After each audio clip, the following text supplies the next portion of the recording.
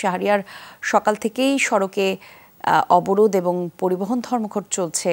এখনকার সার্বিক পরিস্থিতি একটু জানাবেন আমাদের। কলি, অবরোধ পরিস্থিতির তেমন কোনো উন্নতি হয়নি যদি বলি তাহলে। খাগড়াছড়িতে একেবারেই সড়ক অবরোধ পরিপূর্ণভাবে পালন করছে, যেটি যুগ্ম ছাত্র ব্যানারে যে 72 ঘন্টার অবরোধ কর্মসূচির ডাক দিয়েছিল খাগড়াছড়িতে, সেটি চলছে। তবে এখন পর্যন্ত কোথাও অপ্রীতিকর কোনো পরিস্থিতির খবর আমরা পাইনি। এছাড়া যদি বলি তাহলে বিভিন্ন উপজেলা সদর এবং জেলা শহরে পরিস্থিতি ধীরে ধীরে উন্নত হচ্ছে।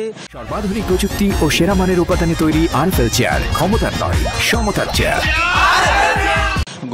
গত বৃহস্পতিবার অর্থাৎ 2 দিন আগে যে আকাঙ্ক্ষিত ঘটনাটি ঘটেছিল, সেই ঘটনাকে ঘিরে শহর এবং আশপাশ এবং প্রত্যন্ত এলাকায় যে একটি থমথমে পরিস্থিতি ছিল, সেখান থেকে পরিস্থিতি কিছুটা ধীরে ধীরে উন্নতি হচ্ছে এবং জনমনে স্বস্তি ফিরছে, আতঙ্ক কাটছে। পাহাড়ি বাঙালিদের মধ্যে, পাহাড়ি বাঙালি জনগোষ্ঠীর মধ্যে স্বাভাবিক